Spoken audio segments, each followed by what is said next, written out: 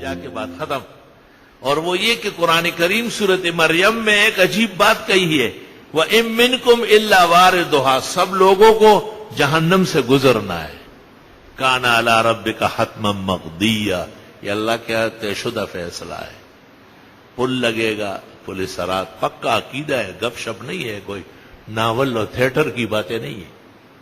صحیح مسلم کی حدیث ہے، ثم یوضع الصراط علی ظہرانِ جہنم، دوزخ کے دونوں کناروں پر پل باندھا جائے گا، یہاں سے وہاں تک، اور یہی سے چل رہا ہے، آگے جنت ہے. تو حضرت نے مثال دی کہ لوگ ایسے نیچے گریں گے جیسے کوئی بوسیدہ دیوار کے ٹکڑے تس نس ہو کر نیچے ہی آتے ہیں. ثم ننجی الذین اتقوا، اللہ فرماتے ہیں تقواداروں کو بچاؤں گا.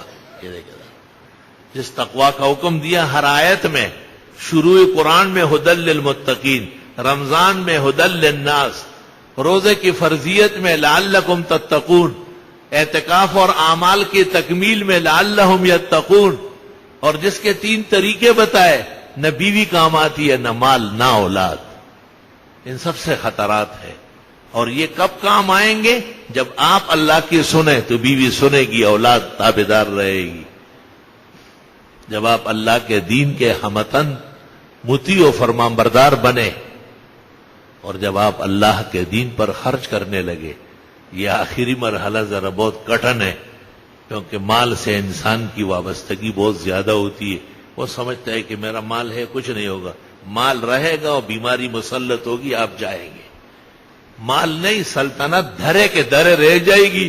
بادشاہ کا جنازہ روانہ ہو جاتا ہے، کوئی بچا لے اس کے، سارے جہان کا ڈاکٹر، طبیب، حکیم مل کر. یہ غلط خیال ہے. مال کو آخری درجے میں اس لیے رکھا کہ پہلے مشق ہو جائے. جب آدمی دین کی سنتا ہے اور دین کی مانتا ہے تو پھر وہ کہتے ہیں پھر اب میں خرچ کس پہ کروں گا سوائے دین کے.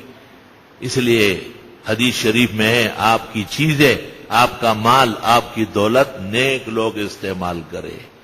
مدارس، مساجد، علماء، طلباء، سچے اور کھرے قسم کے مجاہدین جو اپنے صلاح فلاح میں انبیاء و صلحاء کا رنگ رکھتے ہیں. معاشرے کے یتیم، مسکین، بیوہ، نادار، ان سب کا تعاون اور مدد اسلامی رشتے سے مسلمان پر فرض ہے. وَاسْمَعُوا وَأَطِیعُوا وَأَنفِقُوا خَیْرًا لِأَنفُسِکُمْ، یہ تمہارے لیے بہتر ہے. اب تقوی قائم ہو گیا. اب جب وہاں قیامت کے میدان میں پل صراط کا پل جہنم پہ لگے گا اور متقی وہاں آئے گا، بخاری شریف میں تو وہ پل چھوڑا ہو جائے گا، اس پر روشنی کا انتظام ہو جائے گا، اور ملائک اس کے ساتھ ساتھ چلیں گے کہ اس کو کوئی خوف خطرہ سامنے نہ آئے. ثم ننجی الذین اتقوا، پھر ہم بچائیں گے پرہیزگاروں کو. ونذر الظالمین فیہا جثیا، اور جنہوں نے تقوی ضائع کیا، دین کی نہیں سنی، اطاعت بجا نہیں لائے، اپنے مال و دولت اور توفیق اللہ کے حکم اور رضا کے مطابق خرچ نہیں کیا، فرمایا وہ اوندے منہ وہیں گر جائے گا. اللہ حفاظت فرمائے.